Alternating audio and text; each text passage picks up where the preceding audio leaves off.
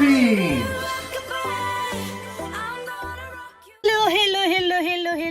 Hello guys. Kumusta mos mi amigos? Kumusta po kayo dyan guys? Anyway, Han, can you bring few bags? For the grocery. Anyway, good morning po sa inyo. Ang laki ng mukha ko. Well, hindi na yan magbabago. Magbabago lang yan kapag hindi na ako kakain ng rice. Oh, bread. Grabe. Grabe kasi ako pakain ng bread. Anyway, so let's go guys. Samahan nyo ako guys. Magpunta po tayo sa punta tayo sa grocery kasi bibili po ako para sa Saturday ng pork, ng chicken. Yun. Hello. Aha!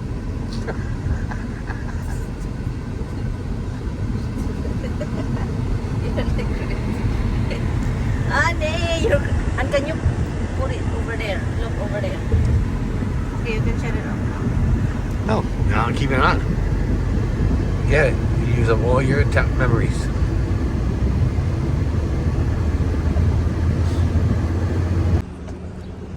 Okay, so dito tayo sa tindahan. Tignan natin kung anong bibilhin ni Mr. ngayon.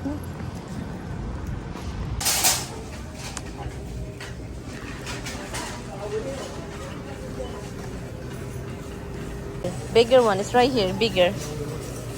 This one is bigger. Why you don't like chunky salsa? You don't have a... No, the bigger one, we won't even finish it. So... We don't need to finish. We got to finish. No. Oh, is that even good? Salsa ver... What is this? This is gonna be... Huh? Which one? And that's it? Yeah, pain away.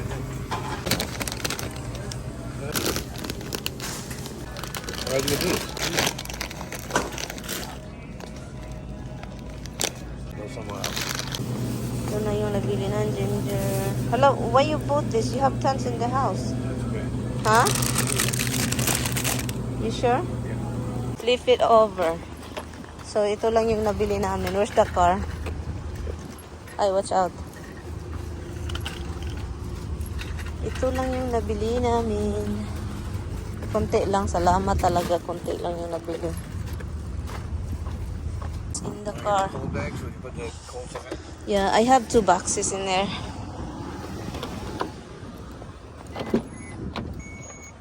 Ay, ay, ay. You're the first tryer. Oh my god. It's not spicy.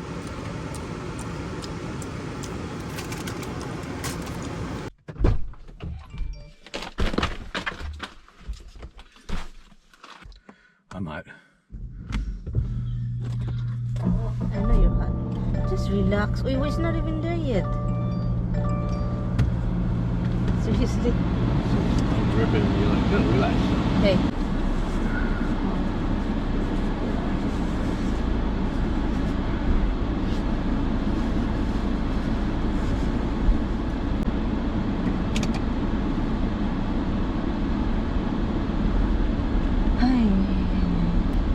I'm not gonna cut the grass, on. There's no way I will cut this grass. It's just no grass. There's no grass to cut. There's nothing to It's cut. sad. The only thing that's even semi-green and growing is the weeds. Yeah.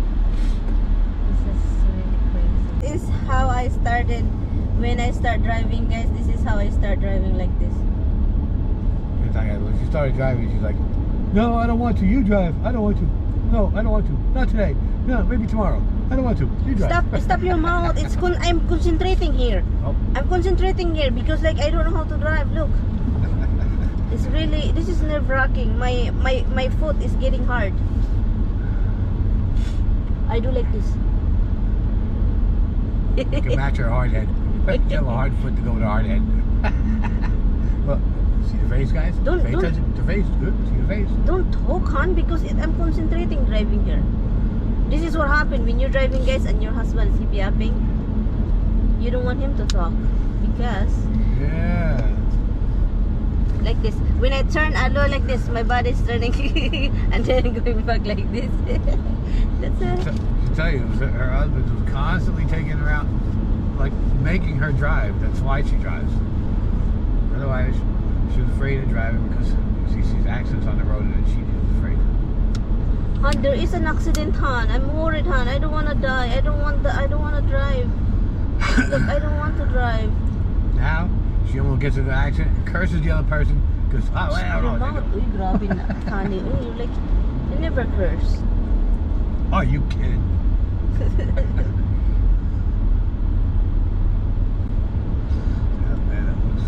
This is what the beginning of like when you're driving, like so scared, like my God. And then I'm, and then the first thing, and then my eyes is in the hood, it's very close in the thing. You look for far away from you, but when I was driving, I'm just looking in the road right here close to me. I'm not looking the distance, like the see what might be happening before you get there. So the thing is, you should like look over there. I know it's scary because you have to look in the line. When you're first driving, you have to like kind of like this, looking if am I in the line? Am I in the line like this? I'm staring like this. But the thing is, when you're driving, you really have to look over there. Like like where you can see that if there's something going on. Especially upstate, because you have a lot of animals running around up here. Living by the city, Still, it would happen. It would happen, but not as often. Up here, it's you got a constant flow of There's animals. military guy. And when I was started, I cannot even do anything. My hand, it should be here, the two hand, and then I cannot do anything like that. So that's the difference. Right now, I can get my phone and kind of do something, but don't do that because it's dangerous. And so yeah. So right now it's like when I was started driving, guys, my husband is the one like really teach me. He only the thing that I won't forget about him, that I'm pissed when it's like stop when it's stop sign and I'm stopping and I thought I'm pressing the gas and it's not really enough for him. He want me to press more. She's not stopping. I was stopping. She has to realize other people driving on the road, they see her and feel like she's going to come through and they get freaked out because she's not slowing down properly. So that's the only, but my husband's never like yell at me like other couple, hon. This is always the problem. You don't know any other couple that the husband actually taught the wife to drive. Every single one of them sent the wife to somebody else to learn. Yeah, but I heard before my friends, like I heard that it's always like the case, like the husband's always saying something, yell at her like that. That's why some people decide, like Andy and Claire. Andy can't do it because Andy freak out. So that's why Claire decided to, go to driving school. Me, I never go to driving school. This is my driver. This is my teacher right here. So yeah, I never imagined to drive, guys. Hindi yun pinapangarap. Ang pinapangarap ko noon is how to drive motorcycle. But when I tried before, long time ago, hala, it's traffic, hon. Yeah. Hala, did you see that car? Did you see that car in front of the very Corvette. first? Hala, hon, that's really sexy. Oh my God. That's really 70s, nice. It's 70s really series. old, but it's so nice. Yeah, really uncomfortable on a long drive. And it's really traffic, hon. I cannot go here, honey. I can't. I don't want to be. I don't want to. Yeah. I need to turn somewhere.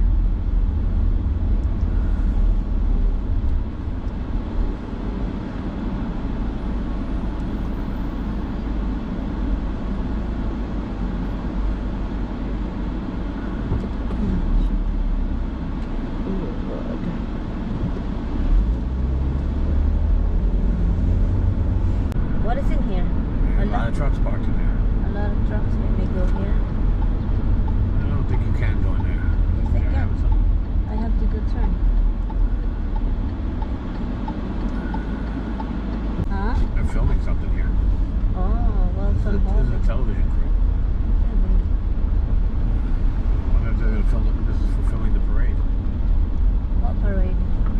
Hello guys. So ngayon guys, continuation tayo sa ating mga grocery. Kasi po yung grocery namin is for the party. So magdagdag po kami guys ng grocery. And dagdagan namin, punta kami sa beaches, magparehistro kami. I'll get a membership. Magpa-member kami sa beaches. Renew? Even though we are already expired for almost a year. Yeah, well, if they tell us we gotta take a note, that's fine. Liparin natin guys para maabot tayo agad sa tindahan. Tara, dalian natin pag-drive. Dito na kami. Dito na kami sa beaches. Grabe yung init Yung init, grabe. Parang kinakain kami sa kainit. Parang Pinas lang. It's very quiet here. Hey, where is the membership here? Ha? Ay kakaiba man ito guys. Okay, let's see what we need to get here. We get some membership first. Yun na guys, nag-start na siyang nagtingin-tingin sa mga lugar. Kaloka naman ito. Hintayin natin, tignan natin kung ano yung mabili niya at anong maano niya kuha. Guys, sa tagal-tagal ko nang hindi nakabalik sa beaches, kumpara sa Costco. Yung Costco is maraming tao at kakaiba. Maraming product ang Costco. Mas maganda talaga yung Costco guys kaysa beaches. Iwan ko na lang. Pero yun yung ko, matagal na kasi hindi ako nakapasok. Nakapasok ako ng beaches long time ago. Dito din. Bumili ako ng pork dito. At saka ngayon, iba na naman. Iba talaga siya Costco. Yung Costco is ma-overwhelm ka talaga sa dami. At saka sa tao din. And we just did a gift No, of we didn't get chips. those because they only had the little bags. Kasi tignan itong asawa ko, tingin-tingin, halos lahat tinitignan na kaluka na talaga. Cheese. And how about the thing, the stinky cheese? Do we have stinky cheese in the house? I have one little one. Right here. What is this? Why is this like a darker version? That's Parmesan cheese. Oh, it's Parmesan. Is that stinky? You're getting Yeah. it too? How much is it each? $7. $7. Pepperoni, actually. It's right, super sad. Get one super sad one. $11 with that, seriously. $6 for a lot of them. Yeah, a salami, that's like crazy. Can we just eat it like that? Yeah. The same thing when it's served with the cheese. No.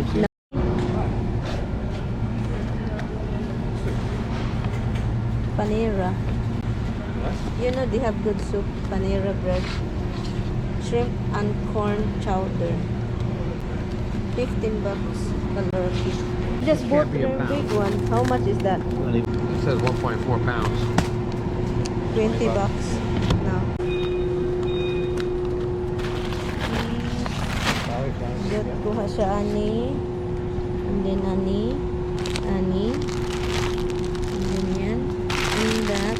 How about, do we have baby carrots? Do we have it in the house? Yeah, they're kind of like, I just want to buy a big one here. Do they have a big one?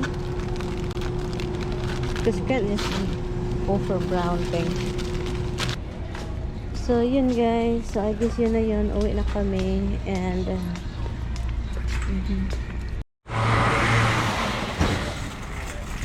oh my god, ang init.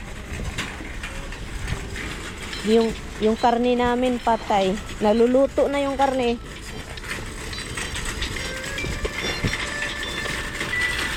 Ang init guys, murag 100 degree man eh. Hi guys, it's so freaking hot. So, can you tell me first, man, Tell you what. what do you think of beaches compared to Costco? Well, Costco's better. I mean, BJ's nice and the lines are really short. I like that. There's no people, People but I are like. nicer. I like that. Why? Costco is nicer too. No. Seriously, huh? They're meaner. The cashier is more nice. The cashier is mean over there. Costco? Costco. Not mean. They're just like, they're so busy. They get like... No, they are not friendly. Right. That's what I'm saying. So they're nicer here. But they're nicer because they're not so overwhelmed and busy either. In Costco cashier, it's way different over here because there's no people here. Well, I'm sure there's days, I'm sure weekends are probably crazy here. Anyway, so we have meat. Yun lang yung grocery namin guys kasi po kailangan namin magdagdag sa aming mga party, sa pagkain para meron tayong extra food para meron tayong ma-serve sa mga tao. Salamat guys, uwi na kami. Thank you.